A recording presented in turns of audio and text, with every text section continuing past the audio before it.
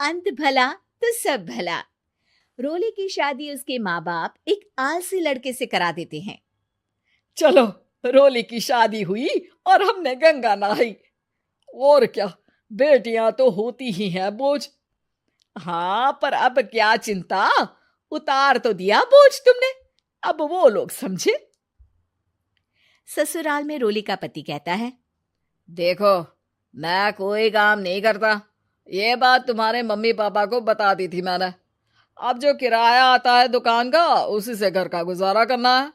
कभी भूल से भी कोशिश ना करना किसी चीज की डिमांड की। क्या मम्मी पापा को पता था कि आप कोई काम नहीं करते? और क्या, बड़ा अच्छे से पता था। उन लोगों को तो तुम बोझ लगती थी, बोल रहे थे कि बस शादी कर लो और कोई मतलब नहीं है।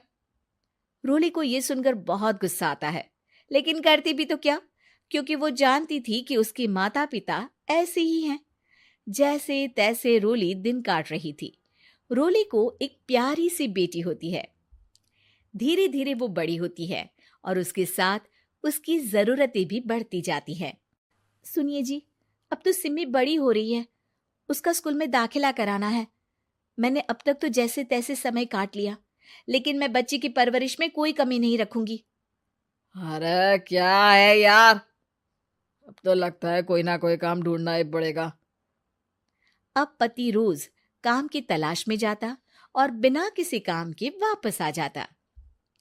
रोली समझ जाती है कि पति के अंदर अब काम करने की क्षमता नहीं है। वो बेटी को उच्च शिक्षा देने के लिए कुछ करना चाहती थी, लेकिन करती तो क्या करती। एक दिन रोली की सहेली कहती है, रोली, मेरी कोई औलाद नहीं है। अगर तू मेरी औलाद को जन्म दे तो मैं तुझे तेरे मुंह मांगे पैसे दूंगी। अरे, तेरी औलाद को मैं कैसे जन्म दे सकती हूँ? सरोगेसी से। बच्चा मेरा और वैभव का ही होगा, लेकिन कोख तेरी होगी। ये संभव है रोली। रोली कुछ सोचकर कहती है, मुझे मंजूर है, लेकिन मैं इसका 2 लाख रुपया लूंगी। अरे कोई बात नहीं, मुझे मंजूर है।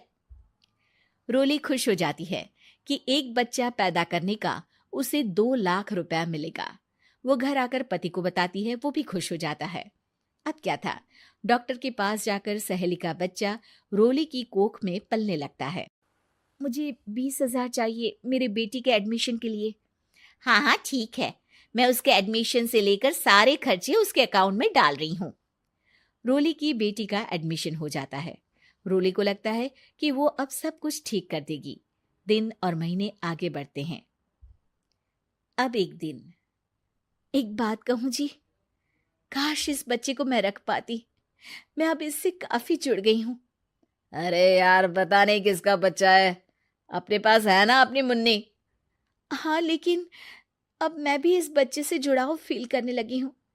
लेकिन मैं ये जानती हूँ कि ये मेरा बच्चा नहीं है। दोनों की जिंदगी ठीक चल रही थी, लेकिन कहते ना कि सुख का पल ज्यादा लंबा नहीं होता। एक दिन रोली की सहेली का फोन आता है। रोली, मुझे अब ये बच्चा नहीं चाहिए, मैं अपने पति को छोड़ रही हूँ। अरे लेकिन मुझे पैसों की जरूरत है, बच्चा तुम्हारा है, मैं क्या करूंगी? सहेली बिना कुछ बोले फोन काट देती है, फोन स्विच ऑफ कर देती है। लेकिन रोली के जीवन का तूफान यहीं नहीं रुकता।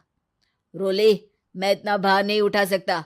आज पढ़ाई का पैसा मांग रही हो, कल को शादी, कॉलेज और पता नहीं क्या क्या। मैं तुम्हें छोड़ रहा हूँ, अपनी बच्ची उठाओ और निकलो इस घर से। अरे पर मैं कर तो रही हूं ना बच्चे के लिए काम, आप आराम से रहिए ना। क्या काम कर रही हो, देख रहा हूं मैं। ये छोटा शहर है, यहाँ लोगों को बात बनाते वक्त नहीं लगता। तो मैं क्या करूं? ज्यादा पढ़ी लिखी नहीं हूं, कैसे घर के खर्चे चलाऊं? और आप तो काम करना ही नहीं चाहते। हाँ, ना चाहता हूं और ना ही करूंगा। रोली को पति की बात पर काफी गुस्सा आ जाता है। ठीक है, अगर मेरे जीवन में संघर्ष ही लिखा है तो वही सही। इस वक्त पति होने के नाते आपको मेरा साथ देना चाहिए था, लेकिन नहीं, आपने तो इस हाल में मुझे घर से बाहर निकालने की बात कह डाली। देखो, ये सारी फालतू की बातों के लिए वक्त नहीं है मेरे पास।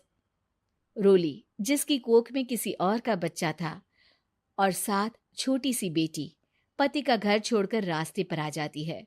रोली के पास मायके के सिवा दूसरा कोई रास्ता नहीं होता। अरे रोली कैसी है? कितने दिनों के लिए आई है?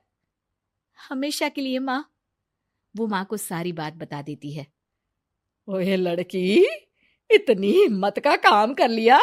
अरे ना ना, यहाँ कोई जगह नहीं है। तुम तो अपना बोरिया बिस्तर उठाओ और निकलो यहाँ से। रोली के पास अब मायके का रास्ता भी नहीं बचता। वो चुपचाप बच्ची को लेकर जा रही थी कि उसे दर्द होता है और वो डॉक्टर के पास चली जाती है और फिर वहां वो एक प्यारे से बेटे को जन्म देती है। कितना प्यारा है, कितने अभागे हैं इसके माँ बाप जो इसके पैदा होने पर भी नहीं है। तभी वहां डॉक्टर आ जाती है। रोली, बच्चे के पिता तुमसे मिलना चाहते हैं। आपका बहुत बहुत शुक्रिया। मैं इस बच्चे को पालूंगा, भले ही इसकी माँ ने इसे छोड़ दिया हो, पर मैं अपनी जिम्मेदारी निभाऊंगा। तो क्या आप मुझे इसके पैदा करने के लिए जिन पैसों की बात हुई थी वो भी देंगे? हाँ, और साथ ही आप चाहें तो मेरे घर में रहकर मेरे बच्चे की देखभाल भी कर सकती हैं। मैं उसके लिए आपको सैलरी दे दिया करूंगा। रोली को लगता है कि जैसे भगवान ने उसके लिए सुकून का रास्ता खोल दिया। वो अब मुकेश के साथ उसके घर चली जाती है, जहां रहकर वो उस बच्चे की देखरेख करती है। अब मुकेश के घर को रोली अच्छे से संभाल लेती है। उसके लिए खाना बनाने से लेकर बच्चों की देखभाल और घर की देखरेख। धीरे धीरे मुकेश को रोली से प्यार हो जाता है। रोली, तुम्हारी बेटी और मेरा बेटा बिल्कुल भाई बहन की तरह साथ रहते हैं। हाँ, आखिर है तो एक ही कोख के बच्चे, अटैचमेंट तो होगा ही ना। रोली, तुमने घर और मुझे दोनों को संभाल लिया। ये तो मेरा काम है। आपने भी तो मुझे छत दी जिससे मैं अपनी बेटी की पढ़ाई और भविष्य के लिए पैसे जोड़ सकूं। अब रोली, क्या तुम मुझसे शादी करोगी? अब मैं जानता हूं तुम्हारी भी शादी कुछ खास अच्छी नहीं रही। रोली को मुकेश की बात ठीक लगती है। वो उसे हाँ बोलने की सोच ही रही होती है कि उसके पहले पति का फोन आ जाता है। रोली, मैं बहुत परेशान हूं। मेरा एक्सीडेंट हो गया है। मैं चाहता हूं तुम वापस आ जाओ। रोली को पुराने पति की चिंता होने लगती है। वो सोचती है कि वो क्या कर रही थी। हाँ हाँ ठीक है, मैं आ रही हूँ। हाँ रोली, आ जाओ, लेकिन बच्ची को कहीं हॉस्टल में छोड़कर आना, क्योंकि मैं नहीं चाहता कि हम लोगों के बीच फिर से वो सारी बातें हो। रोली को समझ आ जाता है कि पति आज भी सुधरा नहीं है। वो पति के पास जाने से इनकार कर मुकेश को हाँ कर देती है।